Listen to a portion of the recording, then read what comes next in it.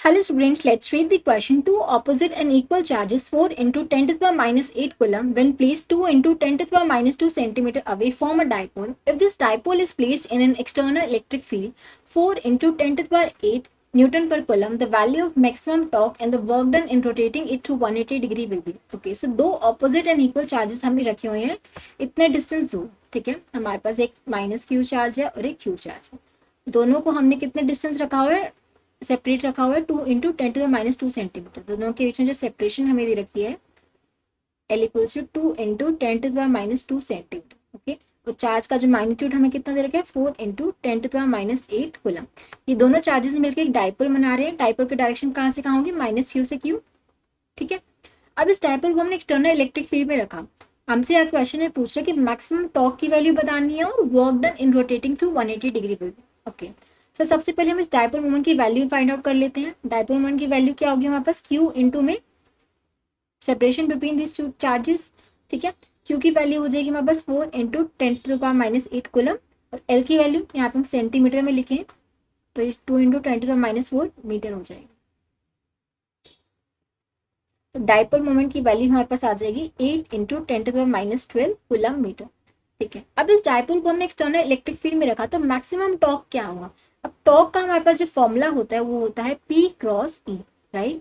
तो जो टॉर्क का मैग्नीट्यूड हो जाएगा वो हो जाएगा P E sine theta, with theta is the angle between dipole moment and electric field. अब मैक्सिमम टॉर्क फाइंड आउट करने के लिए मैक्सिमम टॉर्क के लिए जो थीटा होना चाहिए हमारा 90 डिग्री होना चाहिए. जैसे साइन थीटा की वैल्यू क्या होगी, मैक्सिमम वैल्यू होगी 1. जैसे हमारा जो टॉर्क है वो हमें मैक्सिमम मिलेगा पी ई. ठीक है, हमें मैक्सिमम टॉर्क ही फाइंड आउट करना है.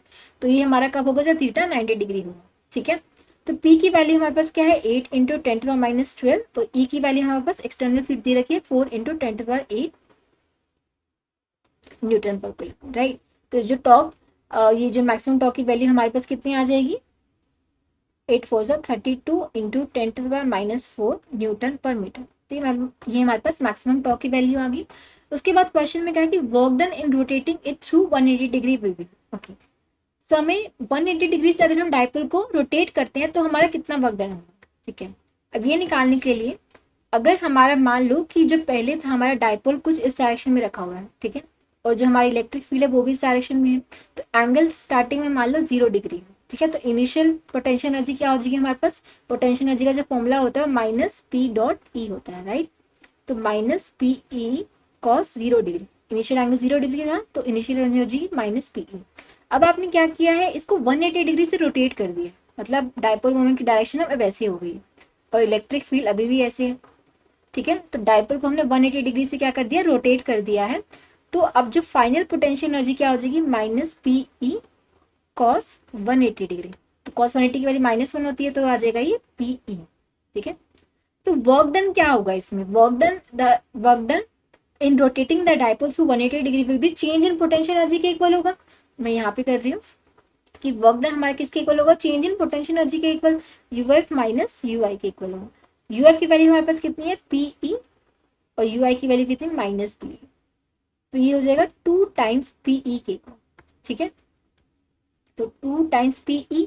पी ई की वैल्यू हमने यहाँ पे वैसे फाइंड आउट की ही थी, ये पी ई हमने निकाला था तो हमारे पी ई के इक्वल आया था. जिसकी वैल्यू हम यहाँ पे पुट कर सकते हैं कितनी थी 32, या फिर आप चाहो तो डायरेक्ट वैल्यू भी पुट कर सकते हो. पी की वैल्यू हमारे पास कितनी थी 8 इंटू 10 टू माइनस 12 और ई की वैल्यू हमारे पास कितनी 4 इंटू 10 टू 8. ठीक है, तो हमारे पास जो वर्क डन आएगा वो कितना आएगा 64 इंटू 10 टू 4 माइनस 4 जूल.